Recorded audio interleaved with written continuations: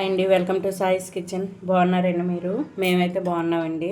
ఇప్పుడైతే మీకు healthy recipe అండి. పిల్లలకైతే లంచ్ బాక్సుల్లో కూడా పెట్టుకోవచ్చు, బ్రేక్ఫాస్ట్కి కూడా పెట్టుకోవచ్చు అండి. ఒక రెసిపీ అయితే మీకు చూపిస్తానండి. మరమరాలతో రెసిపీ చూపిస్తాను. వీటిల్లో బొరుగులని కూడా అంటారండి. వీటితో అయితే ఇప్పుడు ఒక రెసిపీ చూపిస్తానండి. ఒక కప్పు మరమరాలను అయితే తీసేసుకొని ఒక బౌల్లో వేసుకుందాం. వేసేసుకొని ఇవి ఒక 10 సెకండ్ల వరకు నానబెట్టాలండి. అంతకంటే ఎక్కువ నానబెట్టకూడదు. ఇవి తొందరగా మెత్తపడిపోతాయి కదండి. మెత్తపడ్డాయంటే ఇవి ఆయిల్ పీల్చేస్తాయండి. అందుకోసమని ఒక 10 సెకండ్స్ ఈ విధంగా క్లీన్ చేసుకుంటూ ఈ పిండిసి తీసుకుందామండి వేరే బౌల్లో. ఒక 10 సెకండ్స్ ఉంచుకుంటే సరిపోద్దండి.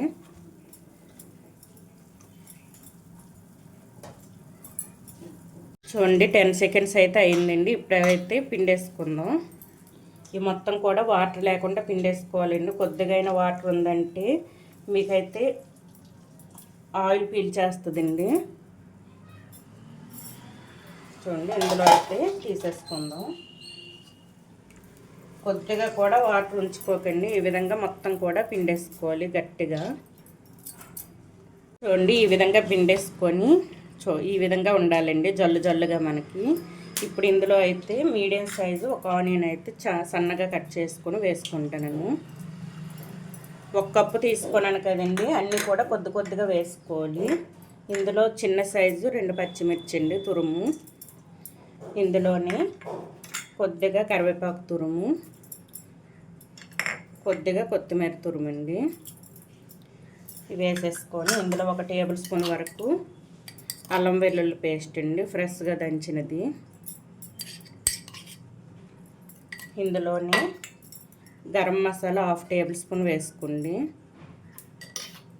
జీరా పౌడరు 1/2 టేబుల్ స్పూన్ అండి. కొద్దిగా ధనియాల పొడి అండి 1/2 టేబుల్ స్పూన్ వరకు వేసుకోవాలి. ఇందులోని ఒక పెద్ద టేబుల్ స్పూన్ వరకు బియ్యం పిండి అండి. క్రిస్పీగా మనకి స్నాక్ రావడం కోసం బియ్యం పిండి వేసుకుంటాను. ఇందులో శనగపిండి 1 టేబుల్ స్పూన్ వరకు వేసుకోండి. రెండు కూడా క్రిస్పీగా రావడం కోసం అయితే నేను బియ్యం పిండిని, టేస్ట్ రావడం కోసం అయితే శనగపిండిని వేసుకుంటానండి. ఇప్పుడు ఇందులో టేస్ట్కి సరిపడా సాల్ట్ వేసుకోండి. వేసేసుకొని మొత్తం కూడా మంచిగా కలిపేసుకుందామండి. ఇందులో వాటర్ కూడా వేయవలసిన అవసరం లేదండి. ఇంకా మీకు కావాలంటే 1-2 టేబుల్ స్పూన్ వరకు వేసుకుంటే సరిపోద్దండి. ఇంకా మీకు పలచగుంది అనుకుంటే. చూడండి, ఈ విధంగా ఇందులో కొద్దిగా పసుపు కూడా వేసుకోవాలండి. ఒక 1/4 టేబుల్ స్పూన్ వరకు పసుపును వేసుకోండి. ఇంతే అండి. ఈ మొత్తం కూడా మంచిగా కలిపేసుకోవాలి. చూడండి, ఈ విధంగా కలిపేసుకొని కొద్దిగా వాటర్ పడుతుందండి. 1 స్పూన్ వరకు వేసేసుకోండి. చూడండి, అంతే అండి. కొద్దిగా పెద్ద స్పూన్ వరకు వేసుకుంటే సరిపోద్ది. టేబుల్ స్పూన్ వరకు వేసుకుంటే మనకు సరిపోద్దండి. చూసారా, ఈ విధంగా రావాలండి మనకి కలిపేటప్పుడు. ఈ విధంగా మొత్తం కూడా మంచిగా కలిపేసుకోవాలి. అన్ని మసాలాలు ఇవన్నీ కూడా దీనికి పట్టేటట్టు కలిపేసుకోవాలండి. ఈ విధంగా కలిపేసుకున్న దాన్ని చిన్న చిన్న వడల్లా చేసుకోవాలండి. మీకు నచ్చిన షేప్లో చేసుకోవచ్చు వడలను అయితే. చూడండి, ఈ విధంగా చేసుకుంటూ చూడండి, ఈ సైజులో అయితే నేను చేసుకుంటాను.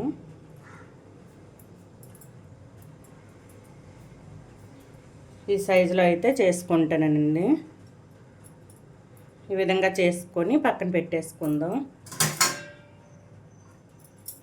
మీకు నచ్చిన షేప్లో చేసుకోవచ్చండి. నచ్చిన సైజులో నచ్చిన షేప్లో కూడా చేసుకోవచ్చు. నేను వడల్లాగా అయితే చేసి చూపిస్తాను. ఈ విధంగా గట్టిగా ప్రెస్ చేసుకుంటూ చేసుకోవాలండి. చూసారా, మీరు పెద్ద సైజు కావాలంటే పెద్ద సైజులో ఈ విధంగా చేసుకోవచ్చు. చిన్న సైజు కావాలంటే చిన్న సైజులో చేసుకోవచ్చండి. చూడండి, ఈ విధంగా అయితే చేసేసుకోవాలి వడల్లాగా. అన్నీ కూడా ఇదే విధంగా చేసి చూపిస్తానండి. చూడండి, ఈ విధంగా అయితే చుట్టేసుకోవాలండి. చూడండి వడల షేప్లో, మీకు నచ్చితే సిలిండర్ షేప్లో కూడా చేసుకోవచ్చండి. నేనైతే వడల షేప్లో చేసుకున్నాను. ఇప్పుడైతే ఆయిల్ కూడా వేడయిందండి మనకి. ఇవైతే వేసుకుందాం. కొద్దిగా ఆయిల్ వేసుకొని చేసుకున్నా పర్వాలేదండి. నేను ఈ గుండి కొద్దిగా డీప్ ఫ్రైకి సరిపడా ఆయిల్ పెట్టేసుకొని ఫ్లేమ్ మీడియంలో ఉంచేసుకొని ఇవన్నీ కూడా మంచిగా ఉడికించుకోవాలి. చూడండి ఈ విధంగా ఇవైతే రెండు వైపులా కూడా మంచిగా వేయించుకోవాలండి. వేయించుకొని తీసుకుందాం. చూడండి మనకి పచ్చిగా ఉండేటప్పుడు కదపకూడదండి. ఇవి కొద్దిగా కింద అయితే వేగేటప్పుడు రెండు వైపులా కూడా తిప్పుకుందాం. చూడండి ఇప్పుడు కిందన వేయిందో లేదో చూద్దాం. చూసారా ఈ విధంగా అయితే ఉండాలండి. ఈ విధంగా రెండు వైపులా కూడా మంచిగా వేయించుకోవాలండి. చూసారా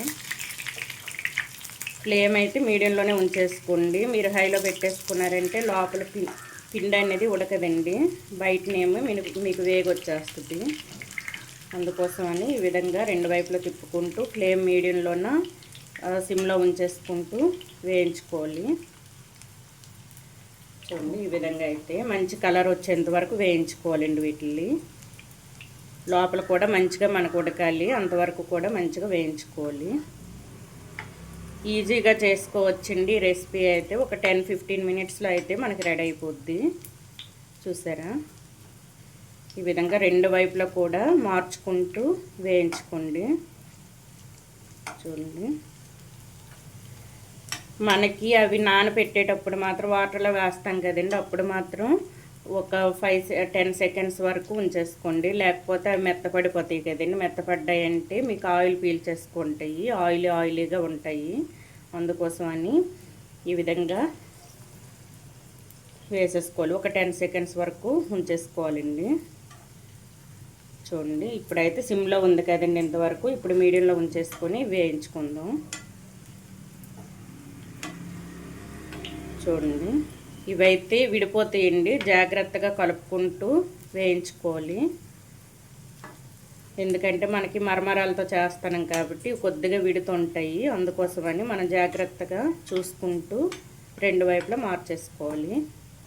ఈ విధంగా క్రిస్పీగా వచ్చేటట్టు వేయించుకోండి. మరో 1-2 సెకండ్స్లో అయితే మనకి రెడీ అయిపోతాయండి స్నాక్స్ అయితే. చూడండి మనకైతే స్నాక్స్ రెడీ అయిపోయింది. ఇవైతే ఒక ప్లేట్లో తీసేసుకుందాం. చూసారా క్రిస్పీగా వచ్చాయి. ఈ విధంగా వేయించుకోవాలండి అన్నీ కూడా. ఈ విధంగా ప్లేట్లో తీసేసుకుందాం. చూడండి ఎంతో టేస్టీ స్నాక్స్ అయితే మనకి రెడీ అయిపోయింది. పిల్లల టిఫిన్ బాక్సుల్లో ఇవైతే పెట్టుకోవచ్చండి, ఈజీగా పెట్టుకోవచ్చు. ఇవి మంచిది కూడానండి హెల్త్కి. ఇవన్నీ కూడా మనం వేయలేదు కదండి, మైదాలు ఇటువంటివి వేయలేదు కాబట్టి ఇది హెల్త్కి కూడా మంచిదండి. ఈ విధంగా అయితే ఇంట్లో చేసేసుకోండి. మీ దగ్గర మరమరాలు ఉంటే ఈ విధంగా చేసేసుకోండి. స్నాక్స్ టేస్ట్ అయితే సూపర్గా ఉందండి. ఇది టమాటా చట్నీతో అయినా టమాటా సాస్తో అయినా దేంతో అయినా సరే బాగుంటాయండి. టేస్ట్ అయితే చూసారా క్రిస్పీగా మంచిగా వచ్చాయి. మనం ఒక స్పూను బియ్యం పిండి వేసాం కదండి, అందుకు మంచి క్రిస్పీగా వచ్చాయి. చూసారా చూడండి ఈ విధంగా అయితే ఉంటాయండి. ఇవైతే పిల్లలకి ఈజీగా లంచ్ బాక్స్లో అయినా బ్రేక్ఫాస్ట్గా అయినా పెట్టుకోవచ్చండి.